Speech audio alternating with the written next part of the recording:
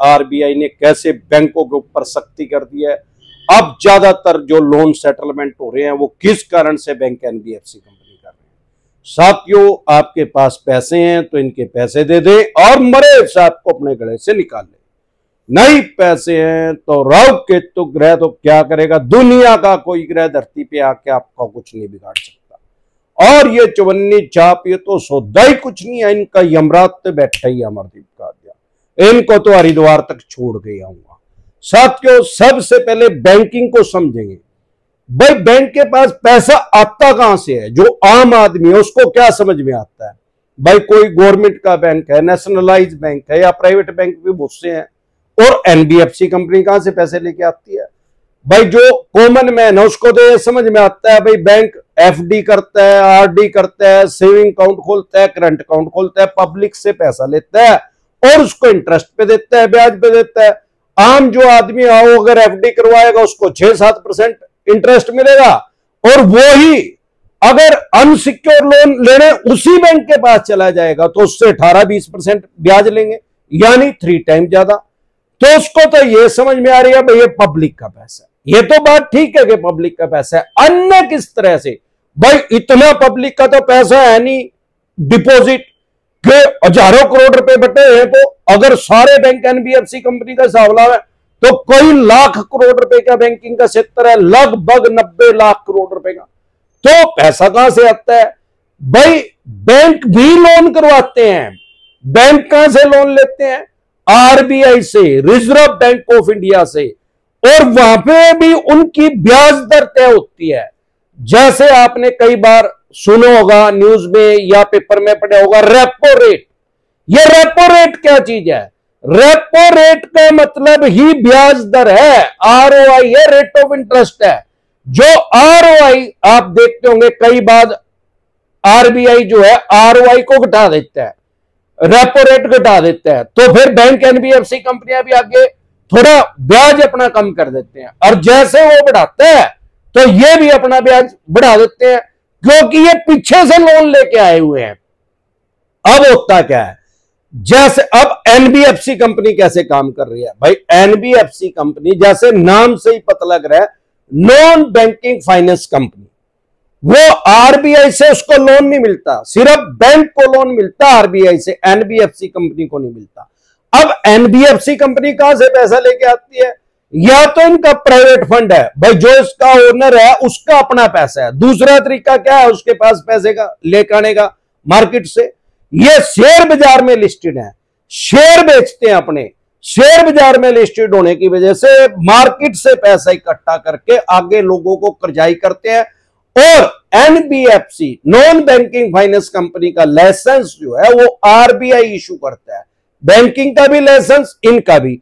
अब आरबीआई इनको रेगुलेट भी करता है, देखता भी है भाई ये क्या करते हैं। अब जितने बैंक हैं, आपने लोन लिया, आपको ये पता है भाई सिविल होता है, आम आदमी को पता है, क्योंकि 2002 से सिविल का जन्म हो चुका है। आज आप 500 रुपए का भी लोन डिफॉल्ट कर दोगे तो भी आपका सिविल खराब हो जाएगा, आपके सिविल में रिपोर्ट चली जाएगी। अब सवाल यह आता है कि क्या बैंकों का भी सिविल होता है, उसका जवाब है हां, बैंकों का भी सिविल होता है। बैंक का भी सिविल आरबीआई चेक करती है, क्योंकि जो भी कोई आदमी किसी भी आदमी को लोन देगा या संस्था देगी, वो ये तो देखेगा कि इसकी रीपेमेंट कैसे होगी, कैसे मेरा पैसा कैसे वापसी कैसे चुकाएगा। तो इनकी भी सिविल चेक होती है।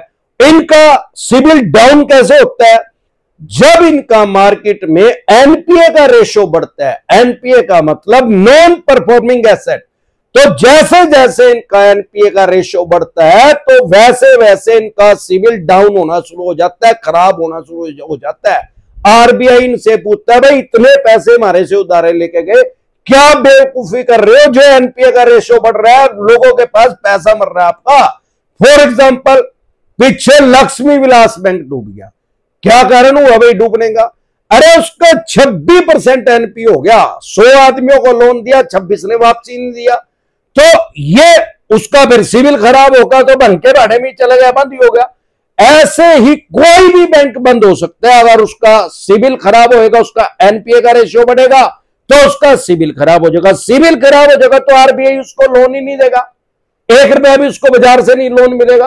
और जैसे ही एनपीए का रेशियो बढ़ेगा, हर बैंक, एनबीएफसी कंपनी, बैंक भी शेयर बाजार में लिस्टेड है, उसका 100 रुपए का शेयर कोई 2 रुपए में नहीं निकलेगा, वो भी नगद हो जाएगा, धड़ाम से नीचे गिरेगा, तो वो डूब जाएगा।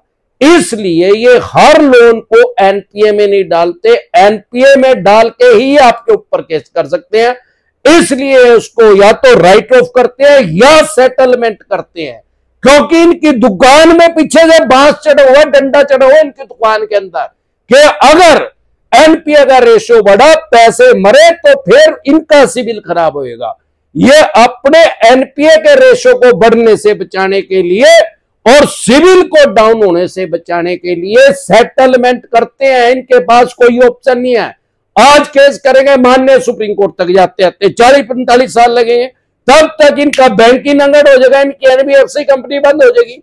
तो इसलिए सेटलमेंट करते हैं। और अभी तो सेटलमेंट का मैं कहता हूं डायमंड पीरियड चला हुआ है, जेएफएम चला हुआ है, जिसको बोलते हैं जनवरी फरवरी मार्च। जनवरी फरवरी तो जाली, मार्च भी आता जालिया, लेकिन अब भी सुनहरी मौका है। बहुत ज्यादा डिस्काउंट, हैवी डिस्काउंट सबसे ज्यादा मार्च के महीने में मिलता है। और ऐसा नहीं है कि अगर आपके पास पैसे ही नहीं है तो कोई मैंडेटरी नहीं है, कोई जरूरी नहीं है, अगले साल भी मार्च आएगा, अनंत काल तक मार्च आएगा, जब तक बैंकिंग रहेगी, जब तक हम जिंदा रहेंगे। तो साथियों, डरे घबराए नहीं। हमारे देश में सबसे पहला बैंक था बैंक ऑफ मद्रास, उसके बाद उसका नाम रख दिया गया इंपीरियल बैंक ऑफ इंडिया, और आज भी वो बैंक काम कर रहा है एसबीआई के नाम से। तब से लेके आज तक उसमें जो भी अमेंडमेंट हुआ है, जो भी बदलाव हुआ है, वो सभी अमरदीप कादियान के माइंड के अंदर सेवा, खोपड़े के अंदर सेवा, सारी बैंकिंग। और जो भी इसमें अमेंडमेंट होगा फ्यूचर में, वो अपने खोपड़े का, मेरा साला इसको खोपड़ा कहता है, एक खोपड़े के अंदर सेव करके आम और खास आदमी को बता और समझा देंगे। हमारी वीडियो कोई 5th स्टैंडर्ड का बच्चा, 5वीं क्लास का बच्चा भी देखता है, उसको भी लोन से रिलेटेड जो भी लॉ है, जो भी कानून है, उसको समझ में आ सकता है। तो डरे घबराए नहीं, अपने राइट्स और अधिकार जान ले। हाँ, सिक्योर लोन सेटलमेंट होता है, बहुत से क्वेश्चन आते हैं, होता है। मकान, दुकान, जमीन, जायदाद, फैक्ट्री, कारखाना, स्कूल, कॉलेज, बंगला, कोठी या शोरूम का अगर आपका लोन है, वो भी सेटलमेंट होता है। हर काम के अंदर लूप होल होता है। निंजा टेक्निक यूज करके बल्लू तुम्हारी जेल से फरार। साथियों, अगर आप हमारे से पर्सनल मीटिंग करना चाहते हैं, पर्सनल एडवाइस लेना चाहते हैं, फिर आपका लोन 2 करोड़ का है, 5 का है, 25 का, 50 करोड़ का, डज नॉट मैटर कितने करोड़ का या कितने अरब रुपए का आपका लोन है, लोन से रिलेटेड जो भी डॉक्यूमेंट्स आपके पास है, वो सभी लेके आप मेरे से पर्सनल मीटिंग कर सकते हैं, पर्सनल एडवाइस ले सकते हैं। 5 स्टेटों में हमारे ऑफिस है। अगर आप हमारे से पर्सनल मीटिंग करना चाहते हैं, तो आप हमें दिल्ली से देख रहे हैं तो सीपी में कनॉट पैलेस में हमारा हेड ऑफिस है, वहां पे आप पर्सनल मीटिंग कर सकते हैं। हरियाणा से देख रहे हैं कुंडली में, पंजाब से देख रहे हैं लुधियाना में, मुंबई से देख रहे हैं गोरेगांव में, गुजरात से देख रहे हैं अहमदाबाद, दिल्ली दरवाजा पे। इसके अलावा अलग अलग स्टेट में मैं टाइम लिया आता रहता हूं। आपकी स्टेट में मैं कब आ रहा हूं, आप अपनी स्टेट में मेरे से पर्सनल मीटिंग करने के लिए अपॉइंटमेंट लेना चाहते हैं, तो आपकी स्क्रीन पर नंबर आए हुए हैं, इनको सेव करके व्हाट्सएप मैसेज करके आप मेरी टीम से अपॉइंटमेंट ले सकते हैं। या आप टेलीफोनिकली एडवाइस लेना चाहते हैं, तो भी इन्हीं नंबरों पे आप व्हाट्सएप मैसेज करके मेरी टीम से अपॉइंटमेंट ले सकते हैं। एक बार जोर से मिलकर नारा लगाएंगे, जय ससुराल वालों की।